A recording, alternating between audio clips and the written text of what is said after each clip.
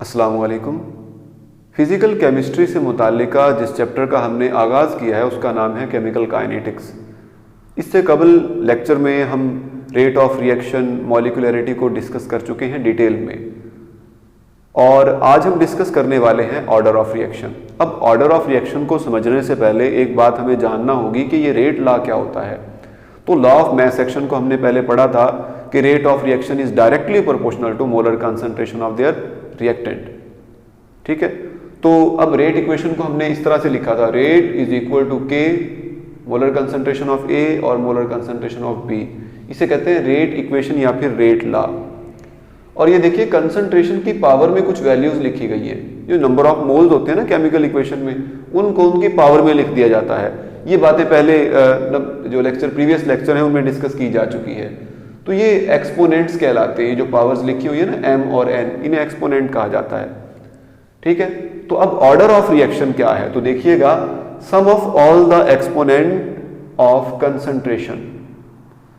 जो कंसंट्रेशन है उनके जो पावर्स हैं उन सब का सम किस में, रेट इक्वेशन में या रेट लॉ में, वो क्या कहलाता है, ऑर्डर ऑफ रिएक्शन। कि अगर हम रेट लॉ में दी गई जो मोलर कंसंट्रेशन है रिएक्टेंट की, उनकी पावर्स का सम ले लें, एक्सपोनेंट्स का सम ले लें, तो वो किसके इक्वल होगा, ऑर्डर ऑफ रिएक्शन के। ठीक है, तो हमने यहां पर बताया कि sum of all the exponents of concentration terms लिखे गए होते हैं किसमें, इन द रेट लॉ, उन्हें हम कहते हैं ऑर्डर ऑफ रिएक्शन। अब ऑर्डर ऑफ रिएक्शन को किसी और अंदाज में भी अगर एक्सप्लेन करना हो तो हम कैसे बताएंगे कि number of reacting molecule whose concentration change during a chemical reaction, यानी वो रिएक्टेंट जिनकी कंसंट्रेशन रिएक्शन के दौरान चेंज हो रही होती है, उन्हें हम क्या कहते हैं, वो किस चीज को बयान करते हैं, वो बयान करते हैं ऑर्डर ऑफ रिएक्शन को। अब देखिए यहां पर m और n, ये कंसंट्रेशन ज्यादा भी हो सकती है, a b c यानी कि a भी हो सकती है। तो यहां पर a और b दो रिएक्टेंट मॉलिक्यूल हैं, उनमें जो उनके एक्सपोनेंट्स हैं वो m और n हैं। अब इन एक्सपोनेंट्स का सम अगर इक्वल हो जाए 1 के, तो जो रिएक्शन होगा उसे हम क्या कहेंगे, फर्स्ट ऑर्डर रिएक्शन। इसी तरह से अगर ये जो एक्सपोनेंट्स हैं जो रेट लॉ में कंसंट्रेशन की पावर में दिए गए हैं, ठीक है, उनका सम यानी m और n जो यहाँ पर पावर में दिए गए हैं, उनका सम अगर 2 के इक्वल हो जाता है तो इस रिएक्शन का ऑर्डर क्या होगा, सेकंड ऑर्डर। ठीक है, और इसी तरह से इन रिएक्टेंट्स की कंसंट्रेशन जो पावर है m और n, इसका सम अगर 3 हो तो उसे हम क्या कहेंगे, उस रिएक्शन को कहेंगे थर्ड ऑर्डर रिएक्शन। एक बात यहाँ पर जानना जरूरी है कि ऑर्डर ऑफ रिएक्शन को हम प्रैक्टिकली कैलकुलेट करते हैं, ना कि किसी भी केमिकल रिएक्शन को जैसे बैलेंस्ड केमिकल इक्वेशन को लिखा गया होता है वैसे ही उसको बता दे, या उसी से उसका अंदाज़ा लगाया जा सकता हो कि ऑर्डर ऑफ रिएक्शन क्या होगा। ऐसा नहीं है, बल्कि ऑर्डर ऑफ रिएक्शन को जानने के लिए हमें मैकेनिज्म के बारे में मालूम होना चाहिए। बाज़ ऐसे केमिकल रिएक्शन होते हैं जो एक से ज़ायद स्टेप पर मुश्तमिल होते हैं, तो उनके लिए जारी बात है वो तो ओवरऑल इक्वेशन लिखी गई होती है ना, जो हम नॉर्मली लिखते हैं। तो अगर वो एक से ज़ायद स्टेप पर मुश्तमिल है तो जो स्लो स्टेप होता है उसमें देखेंगे कि कितने मॉलिक्यूल्स इन्वॉल्व हैं, तो उससे हम अंदाज़ा लगाएंगे। उस स्लो स्टेप के लिए जो रेट लॉ बयान करेंगे उसी से अंदाज़ा होगा कि वो रिएक्शन फर्स्ट ऑर्डर है, सेकंड ऑर्डर है या फिर थर्ड ऑर्डर है। तो बाद ऐसे केमिकल रिएक्शन भी होते हैं जिनमें जो मतलब केमिकल चेंज है वो रिएक्टेंट की कंसंट्रेशन पे डिपेंड ही नहीं करता। इस तरह के रिएक्शंस को जीरो ऑर्डर रिएक्शन कहा जाता है, तो हम उनको भी डिस्कस करने वाले हैं। लेकिन कुछ ऐसे रिएक्शंस भी होते हैं जिनमें m और n का जो सम है वो ना 1 होगा, ना 2 होगा, ना 3 होगा, बल्कि वो फ्रैक्शनल वैल्यू होगी कोई ना कोई। ठीक है, तो हम उसको भी डिस्कस करने वाले हैं। बहरहाल हम कुछ एग्जांपल्स ले लेते हैं, जैसा कि रेट इक्वेशन यहाँ पर लिखी गई है। तो रेट इज इक्वल टू के molar concentration of die nitrogen pentoxide. तो इसके लिए जारी बात है यहाँ पावर में 1 लिखा होगा, तो फर्स्ट ऑर्डर रिएक्शन है ये। ठीक है, ये भी कॉम्प्लेक्स रिएक्शन है, यानी एक से ज़ायद स्टेप पर मुश्तमिल है। इस रिएक्शन को हम लास्ट टाइम प्रीवियस लेक्चर में डिस्कस कर चुके हैं। अब सेकंड रिएक्शन की बात करते हैं जिसमें हाइड्रोजन और आयोडीन मिलकर हाइड्रोजन आयोडाइड बनाते हैं। अब यहाँ पर भी पावर 1 है, यहाँ पर भी पावर 1 है, तो 1 + 1 2 होगा और ये रिएक्शन किसके इक्वल होगा? Second order reaction. इसी तरह से अभी हमने बात की फ्रैक्शनल ऑर्डर रिएक्शन की। फ्रैक्शन से मुराद लिया, फ्रैक्शन से मुराद होता है कोई पॉइंट्स में वैल्यू आ जाती है, इशारिया में। तो रेट ऑफ रिएक्शन के लिए हमने रेट लॉ बयान किया, यहाँ पे रेट = K क्लोरोफॉर्म, इसकी मोलर कंसंट्रेशन, और molar concentration of chlorine Cl2, और इसके ऊपर पावर में लिखा हुआ है 1/2, तो 1 + 1/2 1.5 हो जाएगा। तो इसका रिएक्शन का ऑर्डर क्या होगा? 1.5। तो ये फ्रैक्शनल ऑर्डर रिएक्शन है। इसी तरह से हम बात करेंगे थर्ड ऑर्डर रिएक्शन की। उसके लिए एग्जांपल है हमारे पास हाइड्रोजन और नाइट्रिक ऑक्साइड। अब इसकी पावर में 2 है और यहाँ पे 1 होगा, तो 2 + 1 किसके इक्वल हो जाएगा? 3 के। तो अगर ये 3 इसके लिए वैल्यू आती है जो एक्सपोनेंट का सम है, तो फिर जो रिएक्शन होगा वो होगा थर्ड ऑर्डर रिएक्शन। इसी तरह से अब ये जो ऑर्डर ऑफ रिएक्शन हम पढ़ रहे हैं, जाहिर बात है इसके पीछे कोई वजह तो होगी। हम कुछ ना कुछ तो जानना चाहते हैं ना कि इस ऑर्डर ऑफ रिएक्शन की बात कर रहे हैं। तो ऑर्डर ऑफ रिएक्शन को अगर हम जान लें तो ये किस बारे में इंफॉर्मेशन देता है कि मैकेनिज्म के दौरान क्या चेंजेस हुई हैं, कितने रिएक्टेंट इन्वॉल्व हो रहे हैं। यानी हमें किसी ने बता दिया कि ये फर्स्ट ऑर्डर रिएक्शन है, तो हम सोच लेंगे, जान लेंगे कि अगर ये मल्टीपल स्टेप पर भी मुश्तमिल है रिएक्शन, तो उस सूरत में जो केमिकल चेंज के दौरान सिर्फ एक ही रिएक्टेंट इन्वॉल्व है, स्लो स्टेप में एक ही रिएक्टेंट जो है वो इन्वॉल्व होगा। अब हम बात करेंगे जीरो ऑर्डर रिएक्शन की। तो जीरो ऑर्डर रिएक्शन में डेफिनेशन सबसे पहले देख लेते हैं। A chemical reaction in which its reactant या a chemical reaction in which its rate is independent of concentration of their reactant.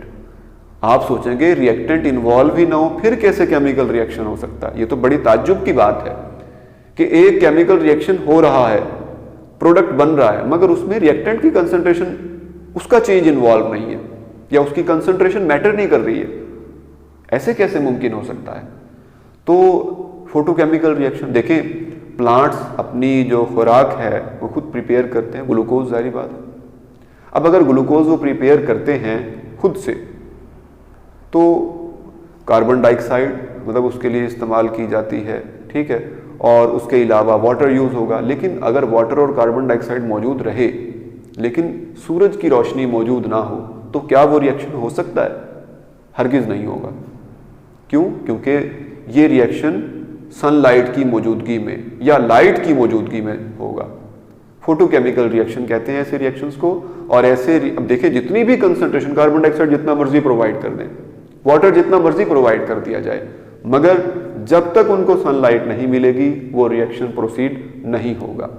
तो फिर इस तरह के रिएक्शन जिनमें जो कंसंट्रेशन रिएक्टेंट की, या फिर देखिए ना, रेट जो है वो रेट जो इक्वेशन हम लिखते हैं वो इंडिपेंडेंट होती है कंसंट्रेशन ऑफ रिएक्टेंट को।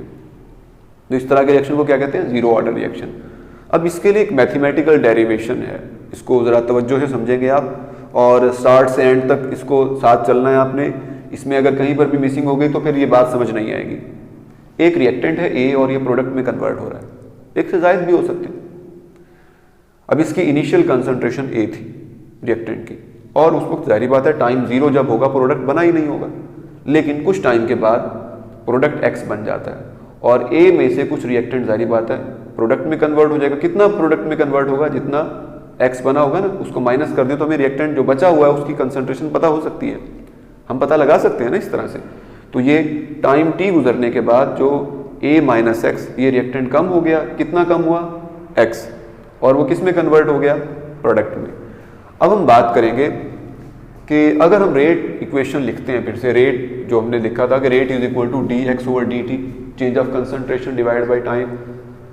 तो अब रिएक्टेंट की जब बात हो रही है, जाहिर बात है रिएक्टेंट की कंसंट्रेशन तो कम होती है ना। तो रेट लॉ में हमने डिस्कस किया था कि नेगेटिव का साइन लगाते हैं जब हम रेट इक्वेशन लिखते हैं। तो rate is equal to -d molar concentration of A divide by dt। अब क्योंकि रिएक्टेंट की कंसंट्रेशन कम हो रही है, इस वजह से नेगेटिव का साइन लगाया। अब इसको सॉल्व जब करते हैं, इज इक्वल टू K, यानी यहाँ पर रेट लॉ के मुताबिक तो यही होगा ना कि A और rate is proportional to molar concentration of A। तो प्रोपोर्शनल का साइन हटाएंगे तो K आएगा और मोलर कंसंट्रेशन ऑफ A, और इसकी पावर में 0 लिखा हुआ है क्योंकि ये जीरो ऑर्डर रिएक्शन है।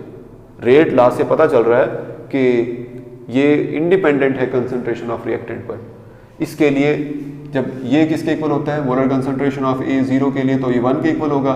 जब 1 के इक्वल लिखेंगे तो rate is equal to D minus D molar concentration of A divide by D T is equal to K. ठीक है, उम्मीद है बात आपको समझ आ गई होगी, यानी हमने उसको एक ही स्टेप में मुकम्मल कर दिया है। तो आपको पता ये चला rate is equal to minus D molar concentration of A divide by D T is equal to K, ये हमारे पास बात अब तक समझ आई है। इसी तरह से D X over D T, अब हम प्रोडक्ट की तरफ चल, यानी कि अगर कुछ टाइम गुजरने के बाद जो मामला हुए हैं, यानी ये तो इनिशियली हमने देखा ना, अब टाइम गुजरने के बाद डी, अब molar concentration A minus X divide by D T, अब ये मोलर कंसंट्रेशन की बजाय ना स्मॉल ब्रैकेट लगाएंगे हम। अब यहाँ पर क्या होगा, रेट लॉ के मुताबिक के ए माइनस एक्स और पावर में 0 के, जैसे पहले लिखा था बिल्कुल वैसी ही बात चल रही है। अब इसमें भी जारी बात है, ए माइनस एक्स इसकी जो पावर 0 होगी तो ये 1 के इक्वल हो जाएगा, तो सिर्फ के बचेगा, यानी D X over D T is equal to D A minus X divide by D T is equal to K. तो यही लिखा हमने, D X over D T is equal to K. दोनों सूरतों में एक ही जवाब बन रहा है कि D X over D T is equal to K. अगर हम इधर भी डी टी को मल्टीप्लाई करें, इधर भी मल्टीप्लाई करें, तो क्या आंसर आएगा, D X is equal to K D T. ठीक है जी, और इंटीग्रेशन अगर इसके लिए 0 से टाइम t तक हमने उसको जारी बात है इंटीग्रेट करना है, तो dx की इंटीग्रेशन ली और k कांस्टेंट है तो dt साथ की इंटीग्रेशन होगी 0 to time t, x is equal to, अब इससे इंटीग्रेशन के बाद रिजल्ट आएगा x is equal to K T. ठीक है जी, और यहाँ पे और इसके अलावा c।